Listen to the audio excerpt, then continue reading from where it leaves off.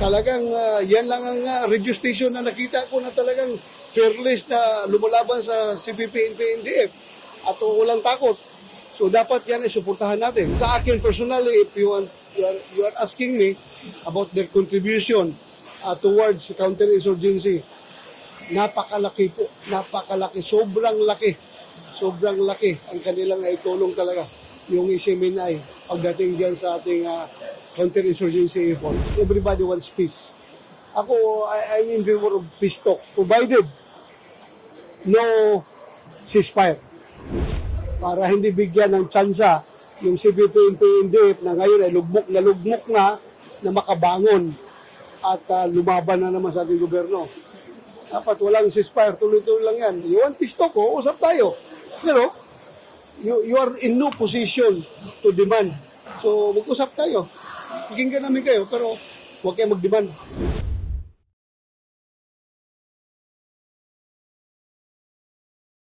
Totoo yung sinasabi mo. Yung isimin ay napakalaki ang naitulong, lalong-lalo na sa ating NTF-ELCAC. Na talagang yan lang ang radio station na nakita ko na talagang fearless na lumalaban sa CPP, NPA, NDF at walang takot. So dapat yan ay suportahan natin. Talagang sa akin whatever kung ano bang mga hidwaan nila doon sa lower house, kung meron man silang nagawang pagkakamali doon sa lower house, then gawin nila ang dapat na gawin naaayon sa batas.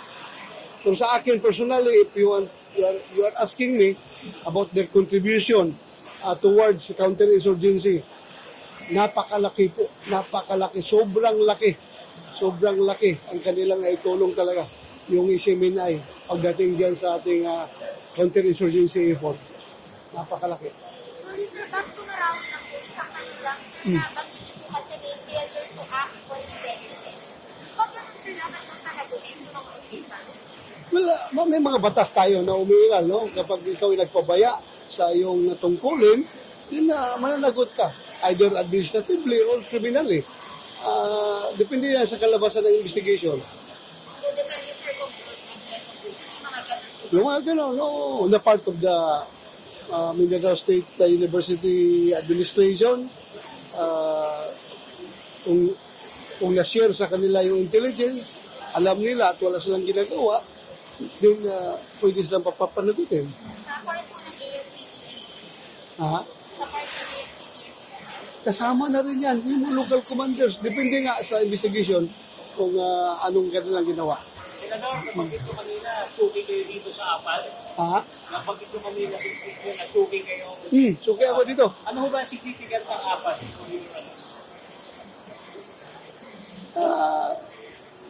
Para sa atin, no, na gustong-gusto ang armas, sila nagbibigay ng armas sa atin, sila nagbibinta ng armas sa atin, it satisfies our need na magkakaroon ng sense of security. Kasi alam mo, pag may baril ka sa pamamahay mo, feeling mo, pag merong papasok sa bahay ko na masasamang tao, kaya kong depensahan ang aking pamilya. Di ba? So, yun ang nakikita ko na significance. Para sa report traffic. Well, that's one of their duties, no, to educate the people. Yung naghahawak ng gusto magkakabaril, they have to be educated first before they can be granted the license.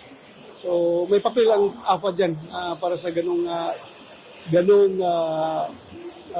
effort. Sir, sa business na segue lang ako. Sir, nakausap niyo ba rin yung sentimiento sa mga kasama dati? Mga dating mga generals? Hindi ko pa sila nakausap, pero alam ko kung ano yung sentimento ko, yun din sentimento nila. Because we pass the same way. We experience the same debacle. We experience the same hardships. So, I think, except doon sa mga nag-retire no, na hindi ba lang nakaamoy ng pulbura, hindi ba lang nakatikim ng gira, yung mga nag-retire dyan sa loob ng opisina, ay baka iba yung paningin nila.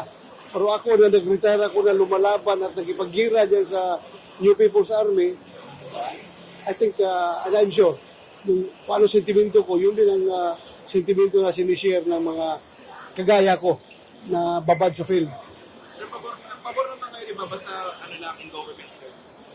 Well, pabor nga ako, as I've said, pabor ako. Nobody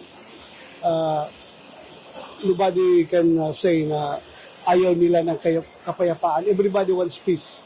Ako, I'm in favor of peace talks, provided no ceasefire.